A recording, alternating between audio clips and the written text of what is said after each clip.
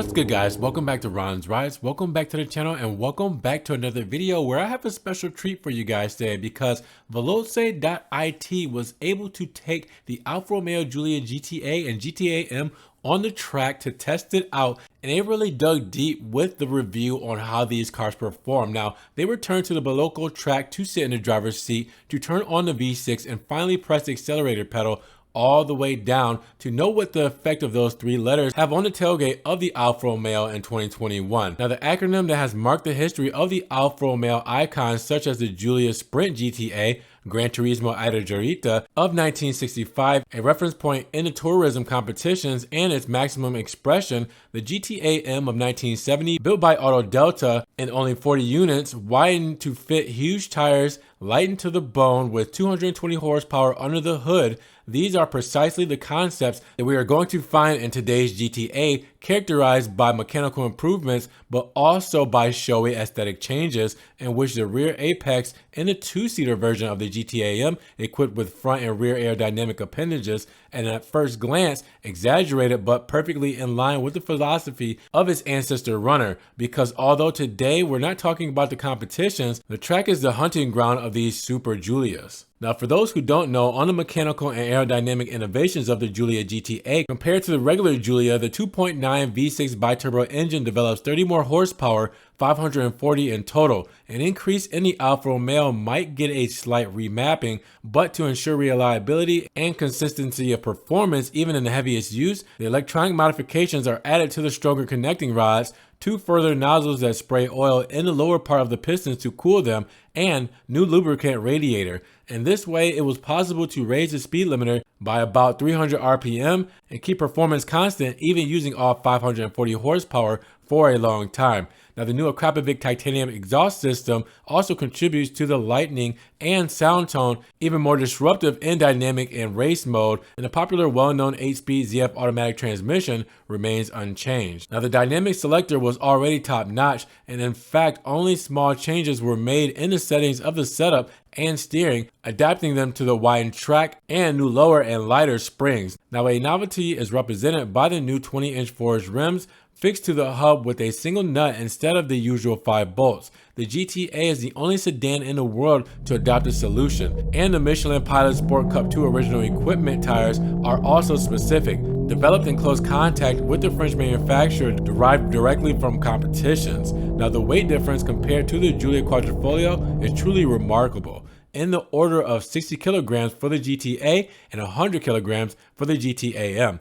In common to those two models is the use of carbon fiber and other composite materials used for mudguards and the front bumpers, wheel arches, extractor, and all external aerodynamic appendages. Carbon ceramic brakes supplied by Brembo. In addition, the GTAm has the rear window and rear windows in polycarbonate, as in racing cars, does without the rear bench in its place, and you'll find a roll bar and a helmet holder, and it has seatbelt seats with fixed backs and a carbon fiber shell. Now, the composite door panels and the opening handle replaced by a fabric ring complete the setup of the GTAm, ready to enter the track without any modification. Now, the development of the aerodynamics was handled by Sauber Engineering, the Swiss team in which Alfa Romeo is actively in with Formula 1. And in addition to the showy carbon appendages visible on the outside, there was an accurate study of the flows also of the underbody, with the fins that clean the passage of air that serve to cool the rear differential. Now, the GTAm has adjustable spoilers according to the track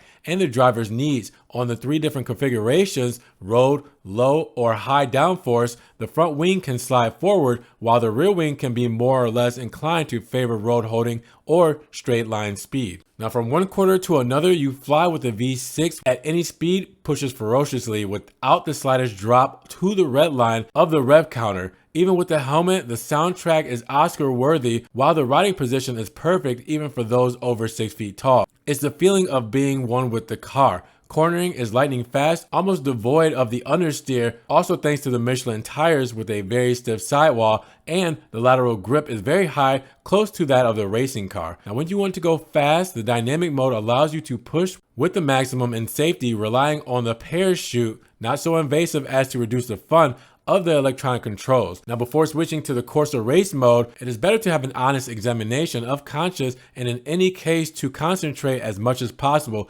because the many horses can cause a loss of grip on the rear even in third gear on dry asphalt. Undoubtedly gratifying, but which requires experience and very quick reflexes to keep the situation under control. New tires and changes to the setup guarantee excellent grip, but for this very reason, when electronic controls are deactivated, the reactions are immediately and violent. On the other hand, this is a car that's made for track days. Now, the road behavior is perceptibly different between the two versions. The GTAm is even more composed, and the brake structure, even on bumps, has a superior driving precision. And perhaps due to the fact that the two were still pre-series, they found differences between the GTA and GTAm with the brake-by-wire system, which eliminates direct connection between pedal and brakes by replacing it with an electronic part. But the GTA sometimes reacted differently while exerting the same force with the foot, while on the GTAm everything worked out correctly. Now, Alfa Romeo will produce only 500 between the GTA and GTAm, with the second one sold for just 5,000 euros more. Now, the prices are high and project the Italian manufacturer into new and treacherous terrain in which the customers are very demanding but also attentive to the history of the models they buy.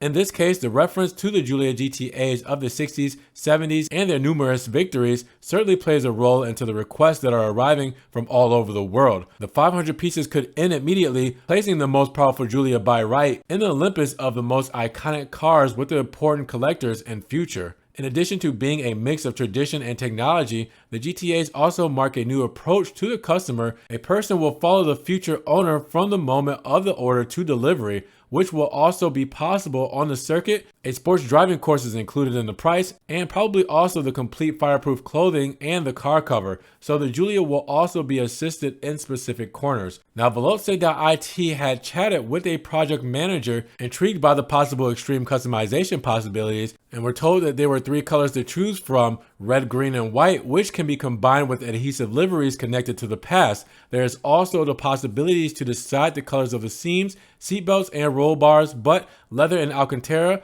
are only in black. Finally, they said further customization possibilities will arrive through the accessories line, but it's too early to go into further details.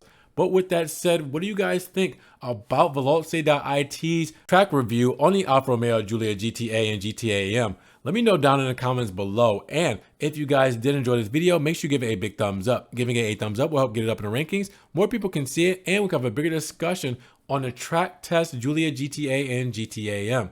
Now, with that said, if you guys want to help further support the channel, always check the links down below where I have a one-time link donation for my PayPal, Cash App, and Venmo, just in case you guys want to donate $1 or $2 to the channel. You can also help support by checking out the Patreon, being a monthly subscriber there, or check out the Ron's Rise merch in case you guys want to get tank tops, hoodies, long sleeve shirts, everything Ron's Rise. I'm also on TikTok, Facebook, Instagram. See everything I'm posting, Ferrari, Maserati, and Alfa Romeo. It doesn't always make it here to the channel. And make sure you guys subscribe, but click that notification bell so you don't miss one video. With that said, you guys be blessed. Have a great day, and we will talk to you guys in the next Ron's Rise video. Peace.